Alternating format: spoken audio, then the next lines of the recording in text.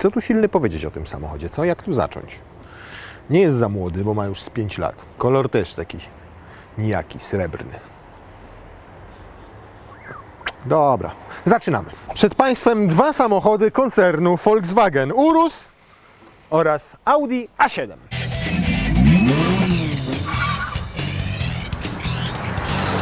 Już 24 i 25 czerwca zapraszamy na Mubi Dapit Tuning Festival i Classic Auto Market do targów Kielce. Czerwcowe wydarzenie to prawdziwe święto tuningu i klasycznej motoryzacji. Co Cię czeka na miejscu? Pokazy driftu, auta tuningowane, gwiazdy świata motoryzacji, super samochody, klasyki, strefa autodetailingu, a także największa w Polsce giełda pojazdów zabytkowych, a w niej licytacje aut również bez ceny minimalnej. Wszystkie przydatne linki znajdziesz w opisie tego odcinka. Pełna nazwa to Audi A7 Sportback. Taka trochę świnka morska. Ni to świnka, ni to morska, bo nie jest to już sedan, tak jak A6, a nie jest to już coupé. To jest samochód dla takich ludzi właśnie, którzy chcieliby sobie kupić sportowe coupé, ale żona im nie pozwala, bo trzeba kupić do domu coś praktyczniejszego. No więc kupują A7, która rzeczywiście na te na przykład A6 albo sedana, albo kombi się wyróżnia. I mimo, że upłynęło 5 czy 6 lat od jej debiutu, bo w 2017 roku debiutowała, to trzeba przyznać uczciwie, że jak się na nią patrzy na ulicy, to wygląda nadal ładnie, schludnie i dobrze. Upływu czasu po niej nie widać jak po dobrym milfie. Trafił nam się dosyć ciekawy konflikt, bo ten samochód rzadko widać na ulicach w kolorze srebrnym, częściej występuje jako czarny, ewentualnie taki czerwony. My tutaj mamy dodatkowo pakiet black i nieźle z nim wygląda, bo to jest czarne, ten single frame. Szkoda, że taki plastikowy, a nie taki ładny, świecący. Świecącą ma tylko tę obramówkę tutaj, w sensie taką lakierowaną. Czarne mamy również logotypy. Czarnych nie ma lusterek, co ciekawe, za to jest ciemne obramowanie okien i ta szyba przyciemniana naprawdę jest czarna i ta jest też czarna i czarny jest tu znaczek i ten znaczek jest czarny i dół jest czarny i nie widać układu wydechowego. O, wcale, chociaż jest podwójna końcówka po prawej i po lewej, ale to przynajmniej szanuję, że nie ma tutaj żadnych fejkowych jakichś wstawek chromowanych, które udawałyby te wydechy, tylko jest ładna listwa, a wydech jest ukryty pod spodem, po co udawać coś, czego nie ma. No i nie mamy tutaj oznaczenia silnikowego, natomiast nasza wersja to 45 TFSI. A 45 TFSI oznacza, że to jest ten sam motor, który kiedyś był oznaczany jako 2.0 TFSI, czyli 4 cylindry. 4 cylindry, 2 litry pojemności, 265 koni po różnych już tam modyfikacjach, bo startowano z tym silnikiem z poziomu 200 koni, teraz ma 265 i 370 Nm. Natomiast po liftingu, które auto przeszło 2 czy 3 lata temu, mamy już tutaj układ mild hybrid. Tyle, że nie 48V jak zazwyczaj, a jedynie 12V. Natomiast ma sprawiać, że jest niższe zużycie paliwa o 0,7 litra, czyli równe 2 szklaneczki, ewentualnie 3. Chociaż ja to bardziej mierzę na 14,50. I to quattro sugeruje, że mamy napęd na 4 koła. Niestety nie jest to taki napęd, jaki kiedyś w Audi ceniliśmy, czyli takie prawdziwe quattro, gdzie między przodem a tyłem była pełna wymiana tej mocy i momentu. Tutaj mamy quattro ultra, więc nie rozumiem, dlaczego tu nie dopisano ultra. Co oznacza ultra? Czasami wspominacie, że to jest Haldex, ale nie do końca, bo tu jest i sprzęgło, i wysprzęglnik, i ultra odróżnia od Haldexa to, że tutaj wyłącza się nam całkowicie wał napędowy do tylnej osi prowadzący w momencie, kiedy jedziemy na przykład autostradą ze stałą prędkością. I to, że on się całkowicie wyłącza, powoduje, że mamy też niższe zużycie paliwa, natomiast niestety na tylną oś maksymalnie może trafić do 50% momentu obrotowego i koni mechanicznych całości, czyli 132,5 konia, oraz 185 Nm. 175, 185. Nie wiem, ileś tak, jakoś tak. A my już A7 Wam pokazywaliśmy, tylko miało na początku literki RS7 i jeździliśmy nim również po torze, tylko takim niewielkim w Łodzi. Możecie sobie obejrzeć tutaj ten materiał. Było prawie 2 razy droższe niż to, ale też 2 razy mocniejsze, ze 3 razy szybsze i paliło z 8 razy więcej. Gabarytowo to jest w zasadzie A6, bo rozstaw osi jest identyczny, to ponad 2,9 metra, prawie 5 metrów długości, 3 cm więcej niż ma A6, przez to, że to nadwozie tak wydłużono przez tą linię coupé. To, czym chwali się Audi, to konstrukcją całej kabiny i całej karoserii, ponieważ wiele elementów, jak na przykład boczne drzwi, przednią maskę, czy tutaj z tyłu klapę, zrobiono z amelinium, a tego się nie pomaluje i dlatego jest srebrne. Natomiast cała kabina tutaj w środku jest zrobiona z różnego rodzaju stopów metali. Wykonanie tej kabiny z tych wszystkich skomplikowanych różnych materiałów w specyficzny sposób zgrzewanych, wytłaczanych i tak dalej, miało też usztywnić całe nadwozie, ponieważ jak widzicie mamy tutaj drzwi bezramkowe, szyba jest podwójna, żeby je dodatkowo wyciszyć wnętrze. Ciekawe jak będzie w rzeczywistości, natomiast faktycznie dodaje to autu uroku, szczególnie jak sobie taką szybeczkę zamkniemy. O! Ładnie to wygląda, prawda? Jak sobie wysiadacie z takiego samochodu i macie bez ramki szybkę. A i tak się zamykają premium, i tak się zamykają premium. A jak ją zamkniemy, też zamknie się premium i się wtedy dociąga. Więc jest tak, jak być powinno. Natomiast klameczki działają z takim lekkim jakby opóźnieniem, jakby były elektromagnetyczne. Ja ją odciągam, a dopiero potem się otwierają drzwi. Taka dosłownie półsekundowa zwłoka następuje. Ciekawe doświadczenie, tak jeszcze nie miałem w aucie. A tak, bo to są te na zamku elektrostatycznym. Zobaczcie. To działa tak, że mogę tu sobie ją tylko delikatnie pociągnąć i otwierają się drzwi. Elektryka za to odpowiada.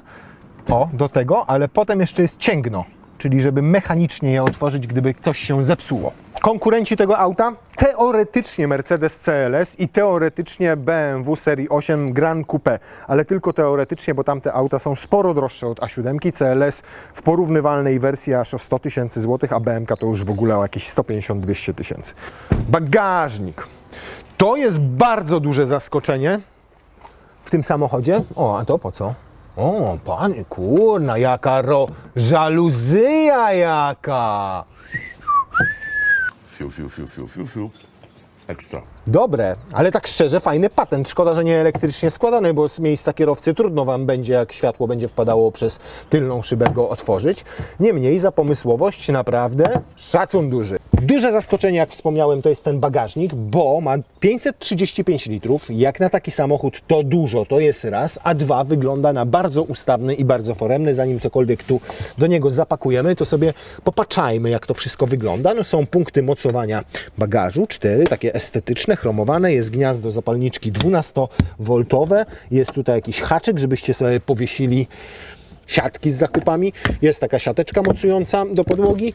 Tutaj jakiś przybornik za siateczką i to by było na tyle. I zerkamy jeszcze pod spód. I proszę bardzo, mamy tutaj duży wzmacniacz. To jest do sprzętu audio Ganga Bang. Gdybyśmy nie mieli tego Banga Olufsena, to zapewne moglibyśmy tutaj mieć przynajmniej koło dojazdowe.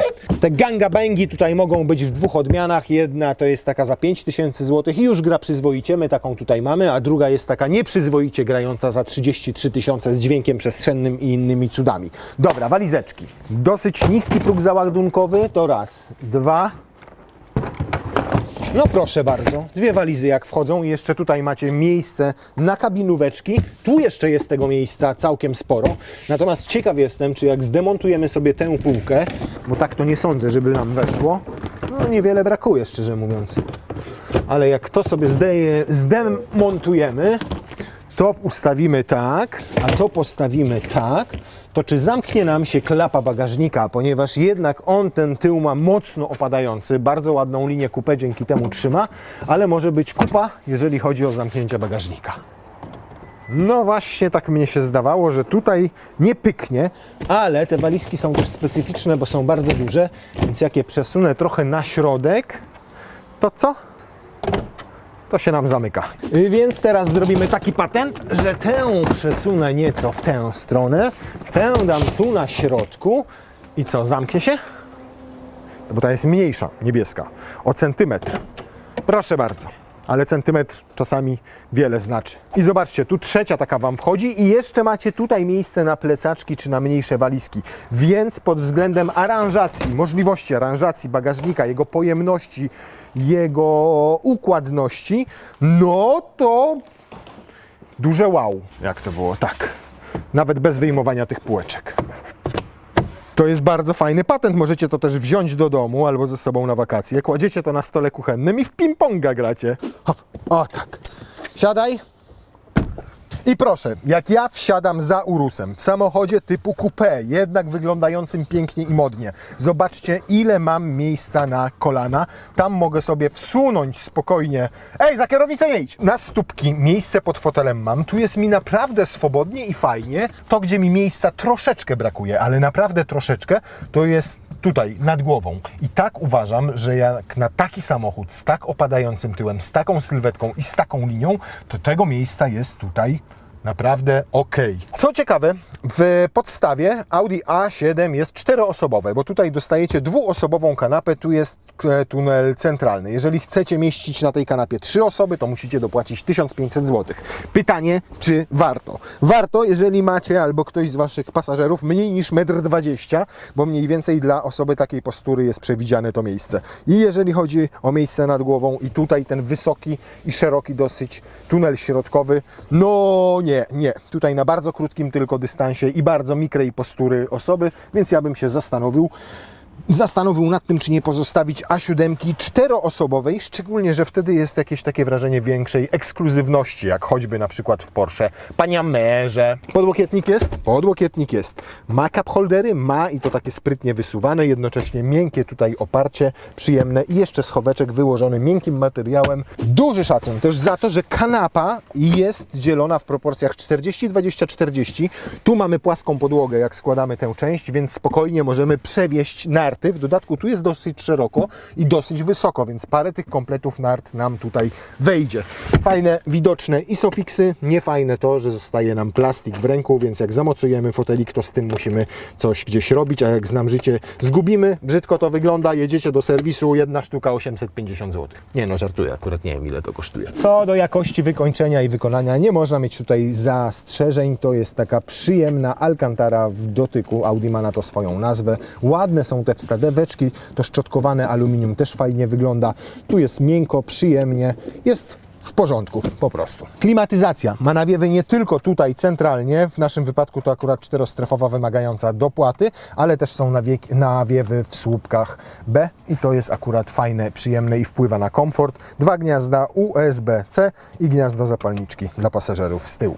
Zanim zajrzymy tam do przodu, to jeszcze pokażę Wam trochę rzeczy z aerodynamiki, bo tym Audi też się chwali w przypadku tego modelu. Tu się kryje spoilerek, który automatycznie otwiera się przy 120 na godzinę. Można go też otworzyć ręcznie. O, proszę bardzo, on sobie tyle tylko wstaje. Ładnie to wygląda z tyłu, natomiast siła docisku jest raczej mizerna, ponieważ Audi podaje, że przy maksymalnej prędkości to 50 kg. No to lepiej byłoby sobie do środka wrzucić 2 cegły. No ale jest. Z tej aerodynamiki mamy tutaj trochę więcej, bo na przykład tutaj z przodu w zderzaku zastosowano takie specjalne deflektory, które powodują, że powietrze wpada na oponę i nie powoduje tutaj takich zawirowań dużych powietrza, wypada sobie. Oprócz tego pod spodem mamy takie mini spoilery odprowadzające powietrze do środka samochodu i pod spód. To samo tyczy się tutaj tej chłodnicy. Tu są wszystkie spoilerki tak porobione. O, zobaczcie, ten na przykład jest pochyły. Jak tu wpada powietrze, to jest kierowane pod samochód, żeby wytworzyć dodatkowy docisk. Wszystko to spowodowało, że ma całkiem przyzwoity współczynnik CX, bo wynosi on 0,27, więc jest opływowo dość. Pierwsze wrażenie, jak siadacie w fotelu kierowcy, jest takie, że dosyć wysoko się tutaj siedzi. Pozycja za kierownicą jest dosyć wysoka. Życzyłbym sobie, abym mógł jeszcze obniżyć o kilka centymetrów ten fotel kierowcy i tak siedzieć bardziej jak w samochodzie w tym stylu, czyli coupé. Natomiast cała estetyka bardzo mi odpowiada, jak w większości współczesnych Audi. Jest minimalistycznie, są bardzo dobre materiały. To zawsze podkreślam, że jednak materiały w Audi to klasa sama w sobie. Lubię ten minimalizm, on mi się podoba. Może za dużo jest tutaj tych powierzchni pociągniętych tym piano, ale i tak jest naprawdę dobrze. Ten 8-calowy tutaj mniejszy ekran służy do obsługi klimatyzacji, do chowania i otwierania tego wspomnianego tylnego spoilera. Można go włączyć, można go wyłączyć sobie. No, jest spoiler tylny. O, można sobie wszystko przy jego pomocy włączyć, wyłączyć. Jest haptyczny, bardzo przyjemny, ma feedback taki, oddaje drobną wibracją. Natomiast on służy też do wpisywania celów w nawigacji. Możecie to zrobić na klawiaturce albo odręcznie i wtedy to wpisujecie. O, na przykład w ten sposób, nie? 0 a z grawisem. Zegary cyfrowe w języku Audi to Virtual Cockpit i jego też akurat lubię, tę czytelność przede wszystkim. Na przykład nie odpowiadają mi zegary cyfrowe w BMW, bo nigdy nie wiem, co tam się dzieje i nie mogę ich sobie konfigurować. Tutaj mogę mieć mniejsze, mogę mieć większe, po środku mam dane, które mnie interesują, a jak mnie nie interesują, to je sobie wygaszam, a oprócz tego jeszcze mogę sobie zmieniać to, co jest wyświetlane na przykład tutaj.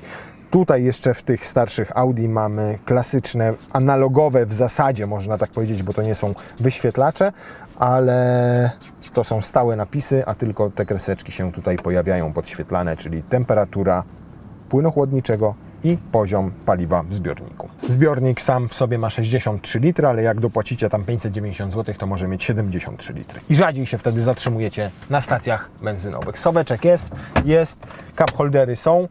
To, co mnie zawsze w Audi irytuje, każdym w zasadzie, to, że nie mam gdzie tutaj położyć telefonu. Tutaj mi nie wejdzie. Mogę jedynie tak bokiem. Nie ma tutaj po prostu miejsca. Musiałbym oszpecić sobie taką ładną deskę rozdzielczą jakimś uchwytem. No oczywiście można trzymać telefon tutaj, w tym miejscu. No sami wiecie, kto tam trzyma telefon, nie? Tak sobie może leżeć, ale wtedy lata. Sam ten schowek pod podłokietnikiem nie jest niestety zbyt duży. Jest raczej płyciutki, malutki portfel, klucze tutaj wejdą, to wszystko na szczęście jest przyjemnym materiałem wyłożony. Ma 2 gniazda USB-C, natomiast Apple CarPlay i Android Auto są już obsługiwane tutaj bezprzewodowo. Lubię w Audi dwie rzeczy. Lubię te materiały, o czym już mówiłem, bo tutaj nic niczego nie udaje. To naprawdę jest jakieś szczotkowane aluminium albo stal. Bardzo przyjemna, fajna w dotyku. Nie ma wrażenia w ogóle plastikowatości. I to, że mam zawsze idealną pozycję za kierownicą, bo ten mogę sobie wysunąć, mogę go sobie podnieść, mogę go sobie schować. W związku z czym jak go sobie idealnie ustawię, to obie łapy mogę trzymać na kierownicy, jednocześnie łokcie mając na podłokietnikach. Do A7 możecie sobie domówić zawieszenie aktywne, czyli utwardzać się będzie z momentem na przykład wrzucenia trybu Sport. Tutaj takiego nie mamy. Świadczy o tym chociażby to, że jak wejdziemy sobie w Drive Select i będziemy chcieli Individual zaprogramować wedle własnego uznania, to możemy to zrobić tylko z napędem i z układem kierowniczym. W zawieszeniu nic nie możemy zrobić. Mamy tu natomiast zawieszenie sportowe, obniżone o centymetr w stosunku do standardowego, ale ono nie ma żadnej regulacji i nadal pozostaje w miarę komfortowe. Bo jedziemy tutaj po tych naszych tradycyjnych płytach z dziurami, z dołami, z kolejnami i zobaczcie, tu nic niepokojącego się nie dzieje. Sztywność nadwozia jak na auto w stylu coupé, które ma bezramkowe szyby, jest naprawdę na wysokim poziomie i samochód ma ponad 20 000 przebiegu, jest głównie w rękach dziennikarskich i zobaczcie, tutaj jedynym elementem jakim trzeszczy to jest jakaś lampa z Chin, którą zamówił silny, ale dzięki temu przynajmniej mam ładnie podświetloną twarz. I to ona tak mnie razi, że w pochmurny dzień muszę jeździć w okularach przeciwsłonecznych. Tak daje. W trybie Efficiency teraz jedziemy. I tak, przyspieszanie jest bardzo przyjemne, płynne, w ogóle nie słychać tego silnika i odbywa się to tak, jak odbywać się powinno w tej klasy samochodzie. Ale zdejmuję nogę z pedału gazu i on sobie już włączył bieg jałowy, widzicie, nie wyłączył natomiast silnika. Kładę nogę na pedale gazu, no i on tę chwilę tradycyjnie musi pomyśleć, który to bieg on ma włączyć i czy on już to teraz musi zrobić, czy on może najpierw se kawę wypije i dopiero zrobi. I dopiero jedzie, zwłoka i zobaczcie, jak tylko zdejmę nogę z tego pedału gazu, to od razu momentalnie sobie wchodzi w bieg jałowy. Natomiast z tego co widzę, to przy tej 12V instalacji on tego silnika całkowicie nie wyłącza, tak jak jest w instalacjach 48V. Tutaj tylko wchodzi w tryb żeglowania, ale silnik pozostaje cały czas włączony. To uwaga, mierzymy. 0, 1, 2... 2 sekundy mijają od momentu, kiedy wciśniecie pedał gazu do momentu, kiedy zaczniecie jechać, ale to jeszcze nie byłoby takie najgorsze, bo rzeczywiście jak sobie tak jadę i kładę delikatnie nogę na tym pedale gazu, żeby ruszyć, to niczego nie zmienia, po prostu tego nie czuję. Dopiero jak chcę drastyczniej przyspieszyć, to faktycznie czuję, że brakuje mu tego nagłego przypływu mocy i momentu, muszę na nie te 2 sekundy poczekać. Natomiast irytujące jest to, że on wyłącza od razu po zdjęciu nogi z gazu, w ogóle nie czeka nawet sekundy, potem kładę ją i znowu czekam 2 sekundy i on powinien zrozumieć, że znowu zdejmuje i nie powinien mi redukować do biegu jałowego, ale on to znowu robi. Więc po prostu tylko każde zdjęcie nogi z pedału gazu, nawet w momencie, kiedy delikatnie przyspieszacie i zdejmiecie nogę, to on od razu wchodzi w bieg jałowy. Jak to wyłączyć? Wystarczy wejść sobie chyba w tryb komfort. Mam nadzieję przynajmniej. Nie wyłączył teraz. Jest szansa, cień szansy, tak jak ostry cień mgły. Natomiast wtedy utrzymuje go na biegu, tylko na trochę wyższym, więc nie, nadal proszę, wchodzi w tryb żeglowania. To może jeszcze jedną rzecz sprawdzę, bo jeszcze mam jeden pomysł. Wejdźmy w tryb komfort w takim razie, ale wyłączmy tryb start-stop, gdyż one czasami są ze sobą powiązane, ten start-stop i to żeglowanie. I co? Niestety, dalej mamy tryb żeglowania, więc jedyny sposób, żeby go wyłączyć, ten tryb żeglowania, jak Was irytuje, znaczy sam tryb żeglowania, umówmy się, w normalnej takiej jeździe efficiency nie irytuje, bo jedziecie sobie spokojnie, zdejmujecie przed zakrętem, na przykład tak jak ja teraz, nogę z pedału gazu i dopiero potem delikatnie ją kładziecie, to też nie oczekujecie przypływu wielkiego mocy, nie czujecie tego upływu tych 2 sekund. On irytuje w momencie, kiedy chcecie mocniej przyspieszyć, na przykład żeby kogoś wyprzedzić na trasie, czy coś takiego. To wtedy znowu wystarczy zrobić jedną rzecz. Widzicie, że chcecie wyprzedzić tira, to nie wchodzicie w tryb sport, nie kombinujecie w takim razie, tylko wrzucacie skrzynię w tryb S. I rzeczywiście macie pełną moc i pełen moment. Od razu dostępne, zdejmujecie nogę z pedału gazu, samochód nie wszedł w tryb żeglowania. Boże, ile ja dzisiaj w tym żeglowaniu. Dobra, na tym poprzestańmy. Co jeszcze można mieć w A7? W A7 można mieć na przykład tylną skrętną oś do 60 km na godzinę. W stronę przeciwną do przednich kół się skręcają, w związku z czym macie średnicę zawracania mniejszą o ponad metr. O 5 stopni się wychyla ta tylna oś. 1,10 m dokładnie. Więc całkiem nieźle, jest zwrotniejszy samochód, a powyżej 60 na godzinę one skręcają w tę samą stronę co koła przednie i to ma poprawiać trakcję w zakrętach. Natomiast generalnie auto sprawia wrażenie dość żwawego. Jest dosyć lekkie jak na swoje gabaryty, bo dzięki tym wszystkim aluminiowym akcentom, dzięki tej zaawansowanej budowie całej kabiny i nadwozia waży 1800 kg, 1880 chyba dokładnie, już z kierowcą, już ze zbiornikiem paliwa pełnym w 90% i z bagażem tam na poziomie chyba 70 kg, więc jest nieźle. Sama ładowność też imponuje, bo wynosi ponad 500 kg, więc spokojnie we 4 osoby plus bagaże się zawieziecie na dłuższy wypad. No to czas na pomiary, czyli 0-100. Według producenta 6,2 sekundy to byłby naprawdę bardzo dobry wynik, zważywszy na to, że mamy tutaj 2-litrowego 4-cylindrowca. No i zaraz to zweryfikujemy. No, to, oj, go.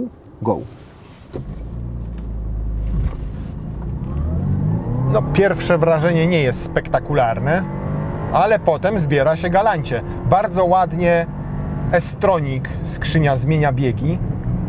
Ma ich 7, to jest dwusprzęgłówka, ale wynik poniżej danych producenta 6,7, żeby nie być gołosłownym, czyli pół sekundy gorzej niż podaje producent, niemniej nadal bardzo dobrze, bo poniżej 7 sekund.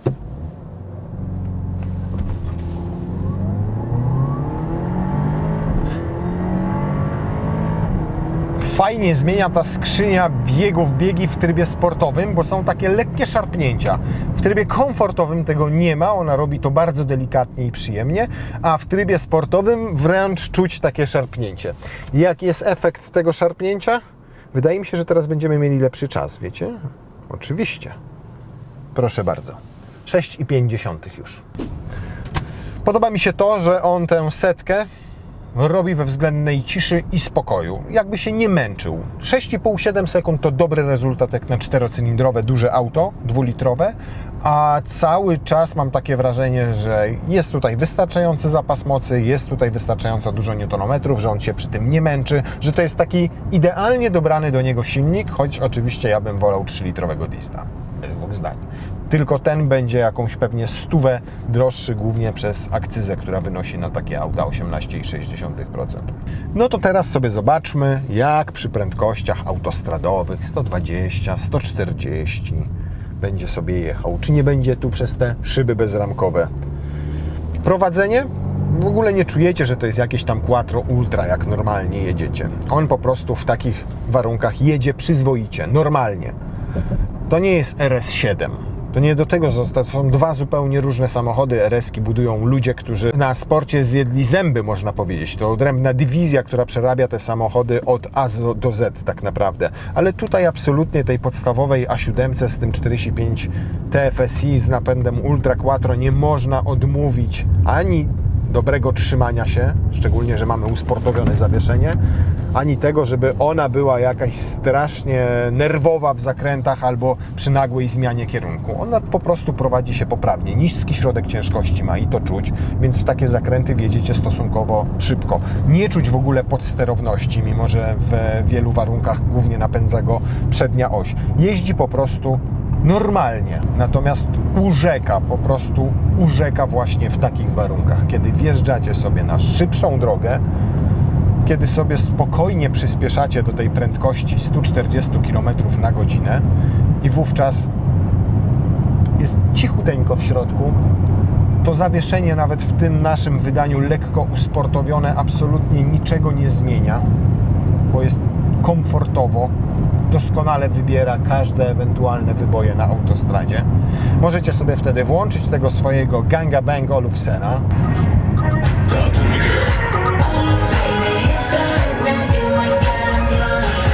I właśnie do tego służy A7. To jest rodzaj samochodu, może jeszcze nie Gran Turismo, bo to nie te pieniądze, można tak powiedzieć, ale ma właśnie w sobie coś z takiego cruzera. Tym samochodem chce się wyskoczyć na traskę, pojechać sobie ciut szybciej. On wtedy idealnie spełnia się w roli takiego auta, które Was po cichu, bezpiecznie, pewnie, cało i w komforcie dowiezie z punktu A do punktu B i Waszych pasażerów również. I przy tym nie zużyje za dużo paliwa. Zobaczcie, 140 na godzinę, cały czas na tempomaciku, 7,5 litra średnio paliwa. Można? Można. Natomiast jak będziecie dynamiczni każdego dnia jeździli tu po mieście, tu wyjedziecie za miasto, tu trochę traski, to średnią musicie przyjąć, że będzie to 10-11 litrów. Natomiast jak patrzycie na to wskazanie, no to widzicie, że da się nim ekonomicznie pojechać i przejechać na tym zbiorniku paliwa wtedy 800-900 km, jak na przykład będziecie sobie śmigali do Chorwacji, a wierzcie mi, że tym autem jechać do Chorwacji to musi być czysta przyjemność. Powiedzmy sobie uczciwie i otwarcie, nie ma w A7 45 TFSI emocji. To nie jest tak, że wsiadacie za kółkiem, ale będę teraz ale będę wchodził w te zakręty, ale będzie. Nie. Od tego jest RS7. To jest taki krążownik, to jest takie wspomniane Gran Turismo. Taki samochód, który bezpiecznie, pewnie, szybko, w ciszy i w komforcie ma Was zawieźć z punktu A do punktu B, przy tym spalając umiarkowane ilości paliwa. I w tej roli A7 45 TFSI odnajduje się znakomicie.